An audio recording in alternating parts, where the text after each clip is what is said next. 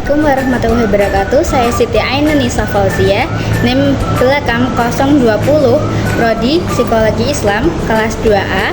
Saya di sini akan mereview buku Bapak Agus Hermawan yang berjudul Psikologi Islam yang meliputi 132 halaman, diterbitkan oleh Pustaka Ilmu dan diterbitkan pada tahun 2021 dengan jumlah isi 15 bab. Dan pada kesempatan kali ini saya akan mereview salah satu bab yang berjudul Pertumbuhan dan Perkembangan dalam Islam. Pertumbuhan adalah perubahan yang bersifat fisik dari ukuran kecil menjadi besar, rendah menjadi tinggi, dan lain sebagainya. Pertumbuhan cepat ini perlahan-lahan menjadi lambat seiring dengan bertambahnya usia. Sebelum masa puber, kehidupannya terlihat tenang dan stabil.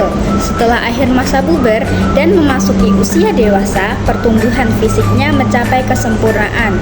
Dan jika sudah memasuki usia senja, kekuatan fisik dan kemampuan akal semakin lemah. Faktor pertumbuhan yang meliputi faktor internal atau dalam kurung gen, sel, atom, kromosom, dan gizi, serta faktor eksternal atau lingkungan sekitar, sama-sama berpengaruh dalam proses pertumbuhan seseorang. Manakala yang optimal hanya salah satu faktor, maka hasil pertumbuhan akan kurang maksimal.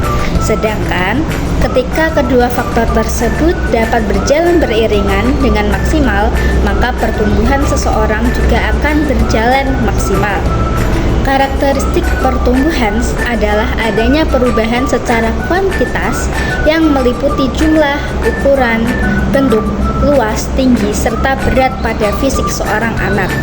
Sedangkan perkembangan adalah pemunculan hal yang baru yang bersifat ruhani, seperti dari penakut menjadi pemberani dan pemarah menjadi penyabar, dan lain sebagainya.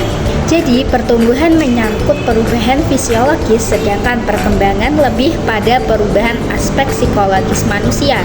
Karakteristik dari perkembangan adalah meliputi perubahan fungsi organ fisik, fungsi psikologis atau kepribadian, menyesuaikan diri dengan lingkungan sekitar, perkembangan bahasa, pemikiran, dan perkembangan sosio-emosional.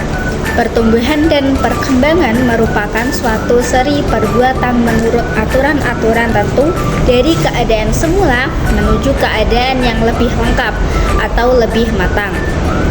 B. Periodisasi dan tugas perkembangan manusia dalam Islam. 1. Perkembangan sebelum lahir, tahap prenatal. Menurut penulis, perkembangan seseorang itu sudah dimulai sejak dalam kandungan, di mana saat ruh ilahiyah ditiupkan malaikat Israfil ke dalam rahim kandungan seorang ibu, dan saat itu juga menandakan sudah ada kehidupan janin yang ada dalam rahim seorang ibu. 2. Perkembangan setelah lahir. Fase pasca natal, usia 0-2 tahun. Pada tahap ini menunjukkan anak pertama kali melihat dunia setelah proses kelahiran. Pada tahap ini pula fungsi indera sudah berkembang. B. Fase kanak-kanak, usia 2-7 tahun. Pada fase ini anak berada pada usia emas atau golden age, di mana anak mulai kritis bertanya. C. Fase tamyiz, usia 7-10 tahun. Fase ini biasanya disebut fase usia balik bagi seorang anak. D. Fase amrat, usia 10-15 tahun. Seseorang pada fase ini sudah dinyatakan mulai mempersiapkan menjadi khalifah Allah, wakil Allah di muka bumi untuk mengatur, menjaga, mengolah semua yang ada di muka bumi. E. Fase ta'alif, 15-40 tahun. Pada fase ini seseorang sudah mulai dianggap dewasa. F.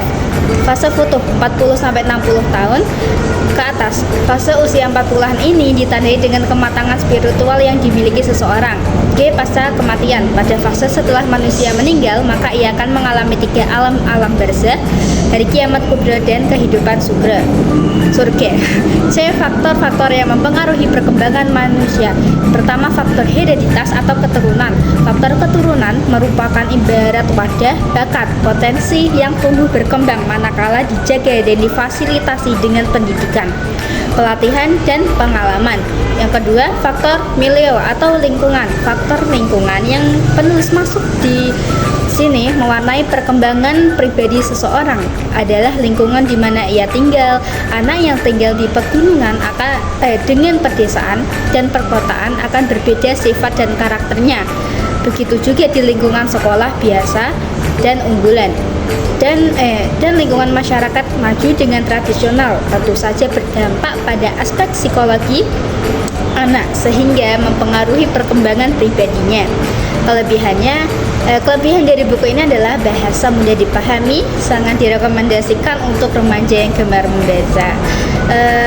Sekian dan terima kasih dari saya. Wassalamualaikum warahmatullahi wabarakatuh.